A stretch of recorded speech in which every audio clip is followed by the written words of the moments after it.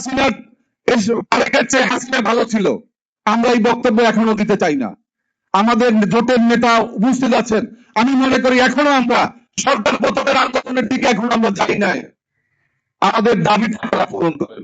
আমাদের দাবি হচ্ছে জুলাই সনদ বাস্তবায়ন করতে হবে, গণভোটের রায় বাস্তবায়ন করতে হবে, একটাই দাবি। আমাদের নতুন আপাতত কোনো দাবি নাই, গণভোটের রায় বাস্তবায়ন চাই। আমরা রাষ্ট্রের কাঠামোর মেরামত চাই। আমরা ৩১ দফা করেছিলাম, জামাত ইসলামী থেকে শুরু করে আমরা সবাই মিলে, এলডিপি ছিল, আমরা বিএনপির সাথে দীর্ঘ 20টা বছর আন্দোলন সংগ্রাম করেছি। সরকারের ভাগের সময় কিন্তু আমরা বিএনপির সাথে কখনো ছিলাম না। আমার নেতা মাওলানা মতিনকে মন্ত্রী করার কথা ছিল, তাকে ফোন করা হয়েছিল, তিনি প্রস্তুত হয়েছিলেন, কিন্তু শপথ পর্যন্ত যেতে পারেন নাই। আমরা কখনো কোনো ক্ষমতার ভাগ পাইনি। বিএনপি থেকে বলেন আমরা 11 দলীয় জোটে এসেও আমরা কোনো মূল্যায়নের জন্য আমরা 11 দলীয় জোটে আসি নাই। কই আমাদের কেউ তো জোট থেকে নির্বাচনও করে নাই। আমরা আন্দোলন সংগ্রামে আমাদের সব সময় ভূমিকা ছিল। আমার জামাটা খুললে আপনাদের অনেকেই অবাক হওয়ার মতো অবস্থা হবে, আমার পুরো পিঠ সাদা। অনেকে হয়তো মরে গিয়ে তারা বেঁচে গিয়েছে, কিন্তু আমি তো এখনো জীবন্ত শহীদের মতো আমার পুরো পিঠ। যুবলীগের নৃশংস বর্বরোচিত হামলার শিকার হয়েছি, দীর্ঘ 5 বার গ্রেপ্তার হয়েছি, 1 ডজনের মতো মামলা নিয়ে তারপরে ঘুরছি। এখনো আমার মামলার তারিখে হাজিরা দিতে হয়।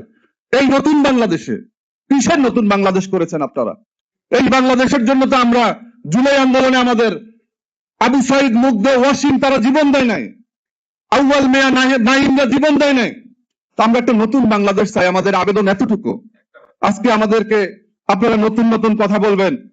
আজকে প্রধানমন্ত্রী বলেছেন যারা ওয়াদা দিয়ে ওয়াদা রাখেন না তাদের কোনো ধর্ম নেই। এখন জনগণ যদি কাউকে প্রশ্ন করে যে আমাদের প্রধানমন্ত্রীর ধর্মের নাম কি, আপনি কি উত্তর দিবেন মাননীয় প্রধানমন্ত্রী? আপনার কথাই তো আপনি ধরা খেয়েছেন। আমরা তো কোনোদিন কল্পনা করি নাই যে বিএনপি আজকে এরকম আমাদের সাথে গাদ্দারি করবে, বেইমানি করবে, জাতির সাথে প্রতারণা করবে। কারণ আমরা সিগনেচার করেছিলাম একত্রে ডক্টর ইউনূসকে সামনে রেখে সংসদ ভবনে। সেখানে উল্লেখ ছিল যে আমরা কোনো প্রশ্ন তুলব না, আমরা আদালতে যাব না এই জুলাই সনদ নিয়ে। আজকে আমাদেরকে কথা বলতেছে, আন্দোলন করা লাগতেছে। আমাদের এই নতুন বাংলাদেশে জুলাই শহীদদের বিচারের জন্য আমাদের আন্দোলন সংগ্রাম করা লাগতেছে। লজ্জা লাগে। তারপরও বিএনপি ক্ষমতায়। আপনারা যেভাবেই হোক ক্ষমতায় আসছেন, ক্ষমতায় আছেন, আপনারা ক্ষমতায় থাকেন, কিন্তু আমাদের অঙ্গীকার, আমাদের আকাঙ্ক্ষাকে কোনোভাবে গলা টিপে হত্যা করার চেষ্টা করবেন না। তাহলে